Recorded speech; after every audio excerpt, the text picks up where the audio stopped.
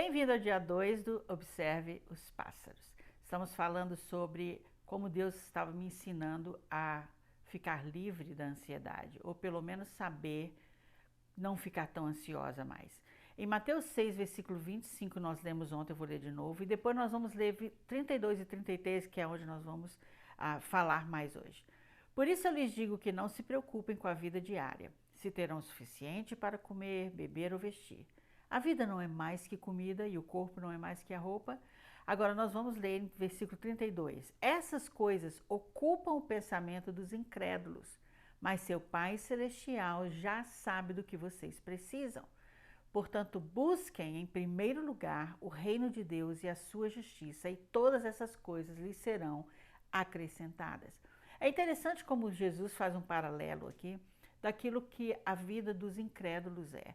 E ele está praticamente dizendo que nós não devemos nos comportar como os incrédulos se comportam. Por que será isso?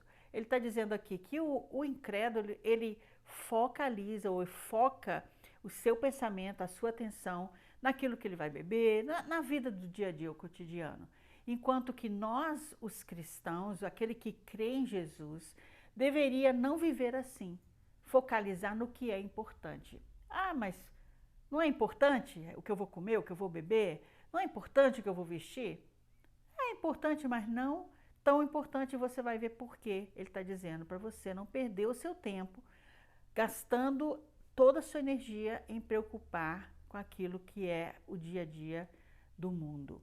Então ele diz assim, foque, né? Nós queremos deixar isso para você hoje, foque no que é importante.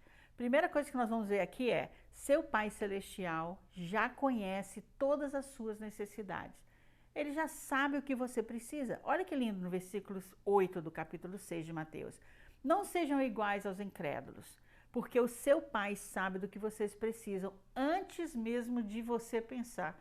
Antes de você pensar no que você precisa, ele já sabe. Ele sabe. E você acha que ele só sabe e vai ficar lá? Não, ele sabe e cuida daquilo para você. Então, Deus sabe. Ele é soberano sobre tudo. Exatamente o que você precisar, ele vai poder conceder para você.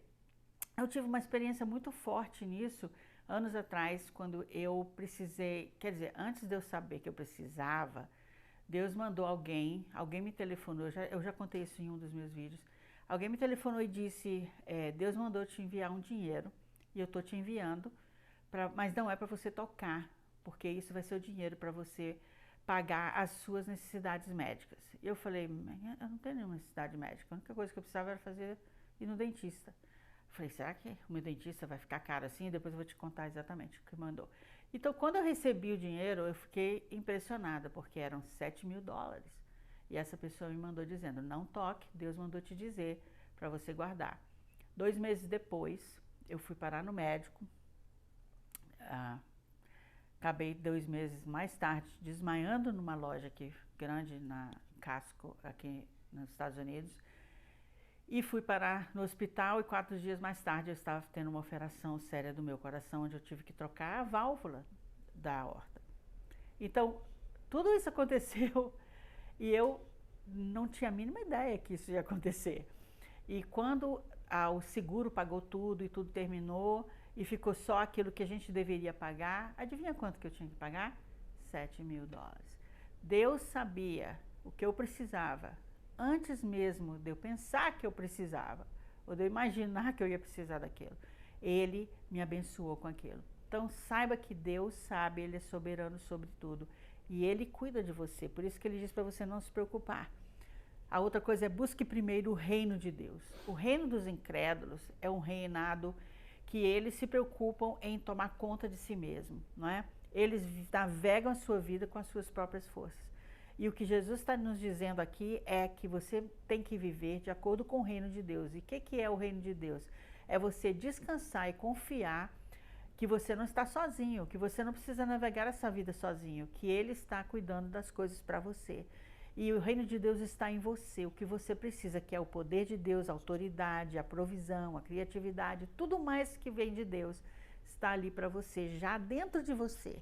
A terceira coisa é busque a justiça de Deus, que é justiça? O que é ser justo diante de Deus? É ser inocente, sem defeito, sem culpa, aprovado e aceito por Deus. E você já é tudo isso em Cristo Jesus.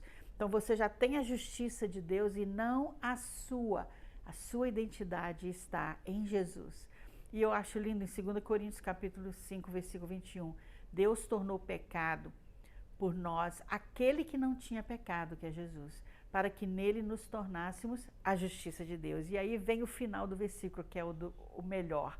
Essas coisas, todas essas coisas, que essas coisas? O que comer, o que beber, o que vestir, essas coisas que dominam os pensamentos dos incrédulos vão ser acrescentadas na sua vida. Deus está cuidando disso.